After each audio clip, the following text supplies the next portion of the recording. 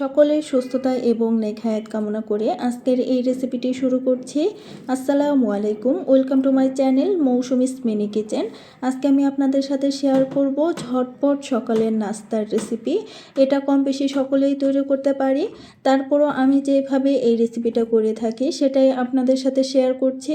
এখানে আমি 2 কাপ ময়দা নিয়েছি আর দিয়েছি স্বাদ মতো লবণ, দিয়ে দিলাম 2 টেবিল চামচ পরিমাণ রান্নার তেল। তেলের সাথে এবার শুকনো উপকরণগুলো খুব ভালোভাবে মিশিয়ে নিতে হবে। মেশাতে মেশাতে একটা পর্যায়ে দেখবেন যে এটাকে চাপ দিলে বলের মতো হয়ে যাচ্ছে, আবার প্রেস করলে এটা ঝুরঝুরে হয়ে যাচ্ছে। এই পর্যায়ে এখানে আমি দিয়ে দেব অল্প একটু পানি। অল্প অল্প করে পানি দিয়ে একটা ডো তৈরি করে নেব। এই ডোটা অনেক বেশি শক্ত করা যাবে না, আবার অনেক বেশি নরম করা যাবে না। আমরা যেরকম রুটি পরোটা তৈরি করি সেই ডোটাই কিন্তু এখন তৈরি করব। আর আমি আজকে আপনাদের সাথে শেয়ার করব পরোটার রেসিপি। একদম সহজভাবেই আমি আপনাদের সাথে শেয়ার করব, আর ঝটপট কিন্তু এই রেসিপিটা তৈরি করে নিতে পারবেন। আমি আজকে সকালের নাস্তাটাই তৈরি করে নিচ্ছি। তো এই ডোটা কিন্তু আমার খুব ভালোভাবে তৈরি করা হয়ে গেছে, দেখে নিশ্চয়ই বুঝতে পারছেন একদম সফট একটা ডো তৈরি করে ফেলেছি।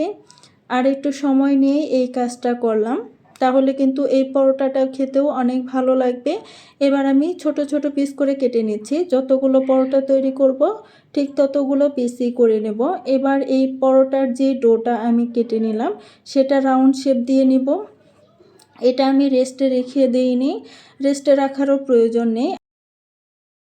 তো এইভাবে আমি কতগুলো পিস কেটে নিয়েছি, আর এইখান থেকে একটা পিস নিয়ে রুটি বেলে নেব।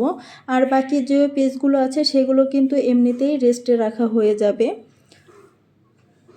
তো এবার একটা রুটি বেলে নিচ্ছে, আর রুটি কম বেশি আমরা সকলেই বেলতে পারি।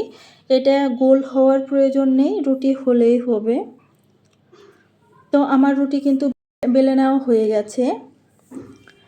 আর আমার এই রেসিপিটা একদম সহজভাবেই আমি আপনাদের সাথে শেয়ার করেছি, ঠিক আমি যেরকমটা সহজভাবে তৈরি করে থাকি। রুটিটা বেলে নেওয়া হয়ে গেছে। এইবার এখানে দিয়ে দিলাম হাফ চা চামচের মতো সয়াবিন তেল, দিয়ে খুব সুন্দরভাবে রুটির উপর ব্রাশ করে নিলাম। হাত দিয়েই কিন্তু এই কাজটা করে নিয়েছি। এবার এক পাশ থেকে ফোল্ড করে এটাকে পরোটার শেপ দিয়ে দিচ্ছি। একটু খেয়াল করলেই আপনারা বুঝতে পারবেন। আবারও আমি উপর থেকে হালকা একটু তেল দিয়ে দিলাম, হাত দিয়ে খুব ভালোভাবে চারপাশে ছড়িয়ে দিব। আর এই ভাঁজটা আমি কিভাবে করলাম আপনারাও খেয়াল করলে হয়তোবা বুঝতে পারবেন। এইভাবেই কিন্তু হোটেলগুলোতে ভাঁজ দিয়ে থাকে। পরোটার যেই ভাঁজটা আমি এখন দিয়ে দিলাম। তো এইভাবে কিন্তু আমি সবগুলোই রেডি করে নেব। এইভাবে আমার সবগুলো তৈরি করে নেওয়া হয়ে গেছে। এবার একটা পিস নিয়ে আমি পরোটা তৈরি করে নেব। পরোটাটা আমি একটু পাতলা করে বেলে নেব। আপনারা চাইলে আপনাদের পছন্দ মতো বেলে নিতে পারেন, একটু ভারীও রাখতে পারেন, আবার একটু পাতলাও রাখতে পারেন। তো এখানে কিন্তু আমি ময়দা মানে শুকনো ময়দাটা কিন্তু ইউজ করছি না, আলতো হাতে প্রেস করে করে এই পরোটাটা তৈরি করে নিচ্ছি। আমার চ্যানেলে কিন্তু আরও অনেক ধরনের রেসিপি আছে, আপনারা চাইলে সেই রেসিপিগুলোও কিন্তু ভিজিট করতে পারেন। আর আমার এই রেসিপিটা যদি ভালো লাগে, আর আপনি যদি আমার চ্যানেলে একদমই নতুন হয়ে থাকেন, তাহলে রিকোয়েস্ট করব প্লিজ আমার চ্যানেলটাকে সাবস্ক্রাইব করে দিবেন। পাশে থাকা বেল আইকনটি অল করে রাখবেন, যেন পরবর্তী কোনো রেসিপি শেয়ার করার সাথে সাথেই আপনি নোটিফিকেশন পেয়ে যেতে পারেন। আমার একটা পরোটা তৈরি করা হয়ে গেছে। এবার ফ্রাই প্যানে অল্প একটু তেল দিয়ে আমি উল্টিয়ে পাল্টিয়ে এই পরোটাটা ভেজে নেব। একটু প্রেস করে করে এই পরোটা ভেজে নিচ্ছি, যেন চারপাশে কাঁচা অংশ থেকে না যায়। রেসিপিটা যদি আপনি ফেসবুক থেকে দেখেন, রেসিপি ভালো লাগলে পেজটাকে ফলো দিয়ে দিবেন, লাইক কমেন্ট শেয়ার করে অন্যদেরকে দেখার সুযোগ করে দিবেন। আমার একটা পরোটা তৈরি করা হয়ে গেছে। এবার আমি আরও একটা পরোটা ভেজে দেখাচ্ছি। এই পরোটাটা আমি এক পাশ ভেজে নিয়েছি। এইবার এখানে দিয়ে দিব 2 চামচের মতো সয়াবিন তেল। তো আমি এক একটা পরোটা এক একভাবে ভেজে দেখানোর চেষ্টা করছি। আপনাদের কাছে যেইভাবে সহজ মনে হবে সেইভাবেই কিন্তু ভেজে নিতে পারবেন। তো আমার পরোটাগুলো একদম পাতলা হওয়ার কারণে তেমন ফুলছে না, মানে ফুলতে নিলেই তখন বাতাসটা বের হয়ে যাচ্ছে, এই জন্য এই পরোটাগুলো ফুলকো হচ্ছে না। আপনারা চেষ্টা করবেন এই পরোটাগুলো যখনই বানাবেন একটু ভারী করে বানানোর, তাহলে এগুলো অনেক বেশি ফুলকো হবে আর অনেক সফট হবে। তবে আমার এই পরোটাগুলো একদম সফট হয়েছে, তবে ফুলকো হচ্ছে না, ভেতর থেকে বাতাসটা বের হয়ে যাচ্ছে।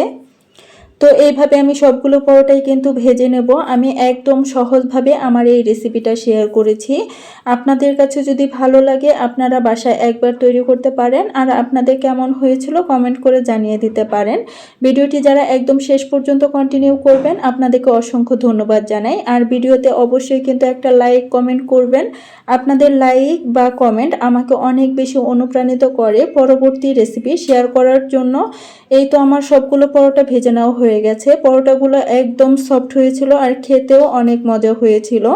আপনাদের কাছে আবারও রিকোয়েস্ট করছি, প্লিজ আমার চ্যানেলটাকে সাবস্ক্রাইব করে দিবেন, পাশে থাকা বেল আইকনটি অল করে রাখবেন আর নিয়মিত আমার চ্যানেল বা পেজের সাথেই থাকবেন। অলরেডি যারা আমার চ্যানেলটাকে সাবস্ক্রাইব করেছেন এবং পেজটাকে ফলো দিয়েছেন আপনাদেরকে অসংখ্য ধন্যবাদ জানাই। আজকের মতো এই পর্যন্তই, আবার হাজির হয়ে যাব নতুন কোনো রেসিপি নিয়ে। সেই পর্যন্ত সকলেই সুস্থ থাকবেন, ভালো থাকবেন। আল্লাহ হাফেজ, আসসালামু আলাইকুম।